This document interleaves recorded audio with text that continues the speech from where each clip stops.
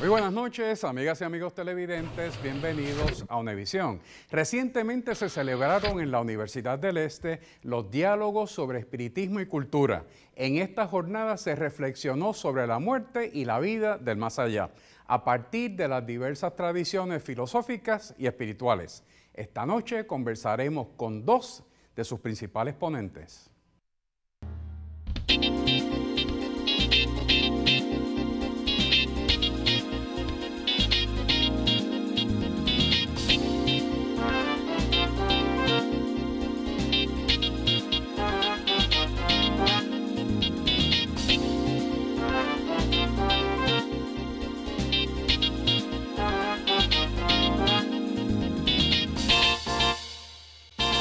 Para conversar sobre este fascinante tema me acompañan el doctor Víctor López Tosado, quien es catedrático de la Universidad de Puerto Rico, recinto de Río Piedras, y la doctora Carmen Romeu, que es una destacada investigadora de estos temas filosóficos. Bienvenidos a Univisión. Gracias, doctor. Gracias. Gracias a usted también y gracias a Univisión por tenernos aquí. Es un verdadero placer volver a compartir con nuestras amigas y amigos televidentes estos temas. Vamos a dar comienzo rápidamente a nuestra conversación hablando un poco de la doctrina del espiritismo, la cual se fundamentó en las obras de Léon Hippolyte Denisard Ravel, a quien todos conocen con el nombre de Allan Kardec.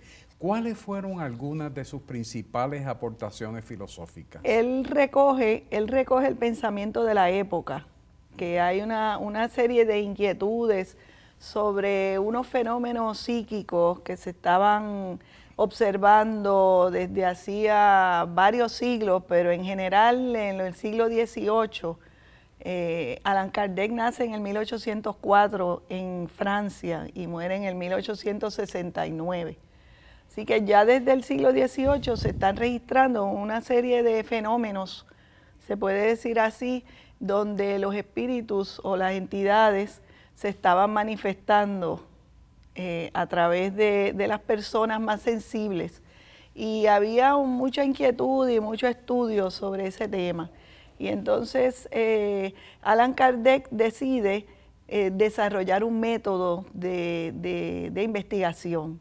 Y de ahí, pues, él comienza a hacer una serie de preguntas al mundo espiritual, como él lo llama, y entonces empiezan a generar una serie de postulados filosóficos sobre la esencia del ser humano, sobre el alma, sobre el espíritu, sobre Dios, sobre la pluralidad de las vidas, la secuencia de vidas que tienen los seres humanos. Y además otras libertades, las libertades humanas. O sea, Allan Kardec combina las inquietudes políticas y sociales de la época con las inquietudes espirituales. Y él, quiero añadir que en esa época, como bien señalaba Carmen, estaba efervescente la cuestión del positivismo. Augusto Comte fue una figura importante en esa época y el positivismo como filosofía da un ímpetu al desarrollo de las ciencias en el siglo XIX, específicamente las ciencias físicas. Así que embuido en todo en ese ambiente cultural y el desarrollo filosófico del positivismo, Allan Kardec adopta el positivismo, de ahí que él establece una metodología para sistemáticamente acercarse a esos sucesos, a esos fenómenos que se explicaban y que el espiritualismo y las religiones explicaban como fenómenos sobrenaturales. Él dice, si son fenómenos que se observan, son evidentes, debe haber una causa y la causa debe ser una causa natural. Y eso es una influencia del pensamiento positivista de la época que rechazaba explicaciones de índole u orden sobrenatural. Y esa yo creo que es otra de las grandes contribuciones que hace Kardec en ese momento, el sacar toda esa fenomenología del misterio, de los dogmas y de las explicaciones animistas a unas que se podían estudiar científicamente con una metodología sistemática, que en ese caso era lo que se conocía en esa época. Si miramos ahora mismo el método científico, pues es otra forma, pero en su época eso era un acercamiento apropiado que hace Kardec. ¿Qué postula filosóficamente el espiritismo? Bueno, hay aproximadamente 5 postulados, 5 fundamentos esenciales, de los cuales pues uno es la existencia de Dios, otro es la pluralidad de los mundos habitados, que es la existencia de que hay vida en otros lugares del universo, la multiplicidad de existencias para los seres humanos, la comunicación entre los espíritus, encarnados y desencarnados. Y eso es algo bien particular, o sea, ese aspecto, ese postulado de que es posible la comunicación intra e interespiritual es bien importante. Y por otro lado, el último postulado es el ayudar a los seres humanos, la caridad, el servicio, la acción social, la acción de bienestar, de ayudar a los demás. Esos serían los 5 postulados básicos, pero esos postulados se transforman a medida que el espiritismo va evolucionando y se van integrando otras influencias en otros países, pues esos postulados se van transformando, pero los básicos serían eso. Hay otro elemento muy interesante que tiene que ver con el reconocimiento al espiritismo como una ciencia y a la misma vez una filosofía.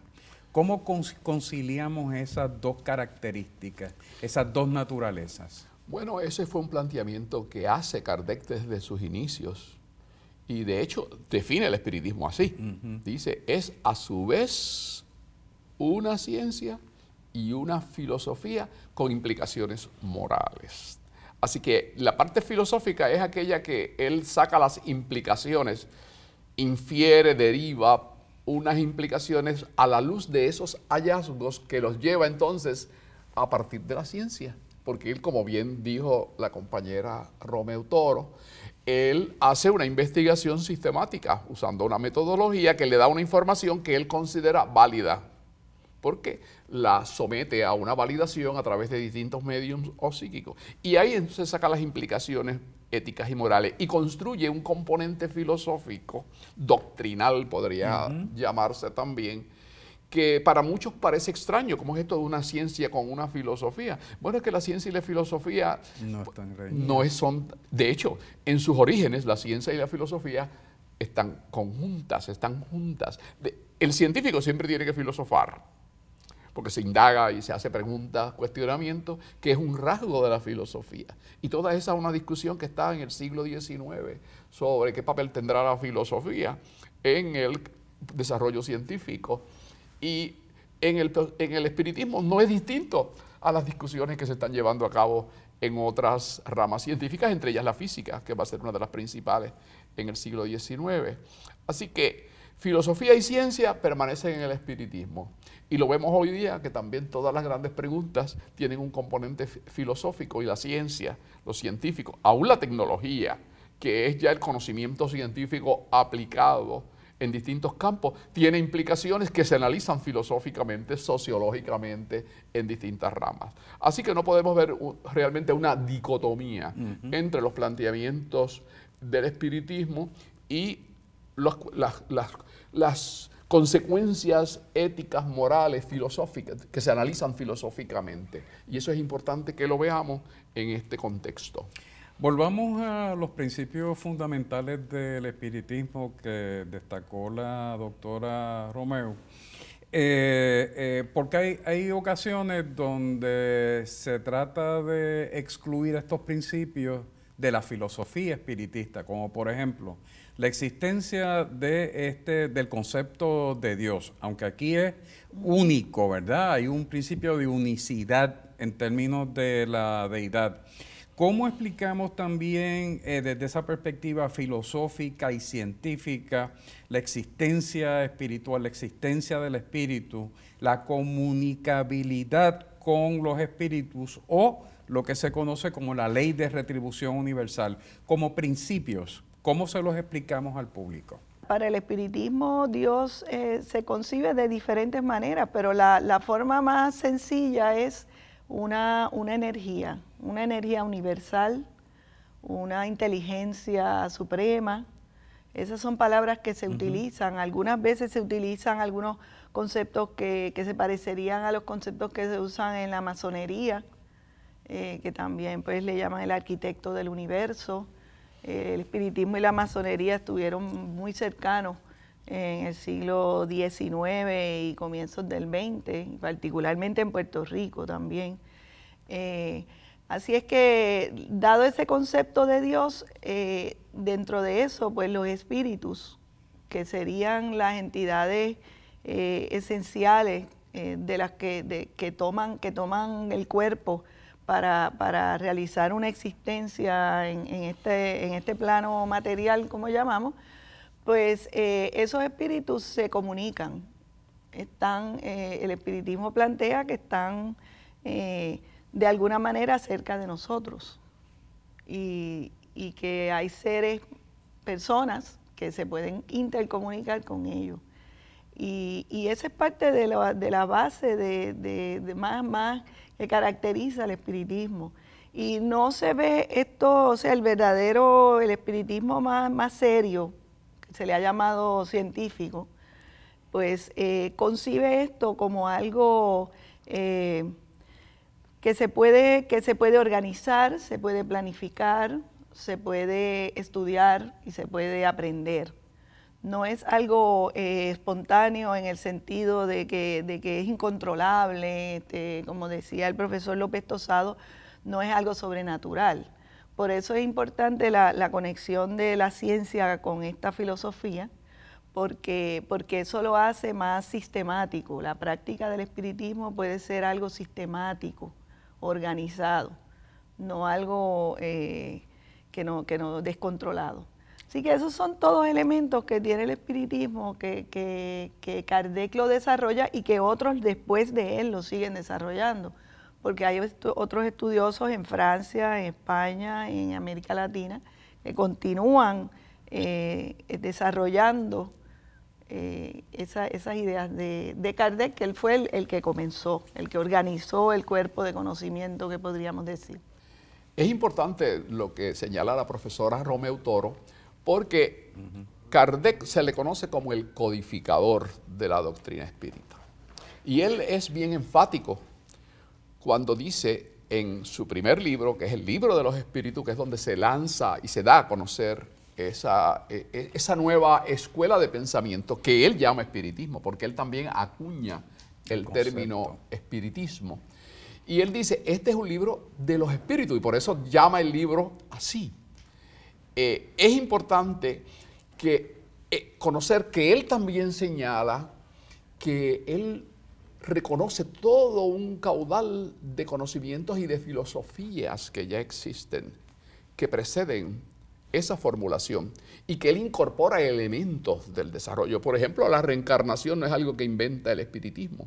Eso es un desarrollo de conceptos que vienen de religiones orientales, principalmente asiáticas, budistas, y que estaban en otros países, en otras culturas. Él retoma esas ideas. Muchos de los fenómenos ya estaban siendo estudiados por algunas personas que investigaban los fenómenos psíquicos. O sea que él retoma todas esas ideas. La idea de pluralidad de mundos habitados se venía hablando ya en círculos académicos y científicos en la Francia de su época. Pero él le da un orden, le da una coordinación, le da una estructura de una forma armónica que todo encaja dentro de un concepto filosófico único, le da unicidad a todas las enseñanzas. Y ahí yo creo que ahí es que está una de las grandes importancias del trabajo que hace Kardec. Es como otros grandes filósofos, el mismo Comte, que fue el sistematizador del positivismo. Y ya las ideas del conocimiento empírico y la necesidad de estudiar los hechos positivos había toda una discusión y todos unos planteamientos en ese orden, pero viene Comte y retoma toda la idea y lo organiza en un cuerpo filosófico. Eso mismo hace Kardec en el campo del espiritismo, que como bien señala la profesora Romeu Toro, sigue evolucionando el pensamiento hasta nuestros días, porque el espiritismo no es algo que se quedó en Kardec. Eso es correcto. Tenemos que ir a una breve pausa. Amigas y amigos, no se retiren, regresamos en breve.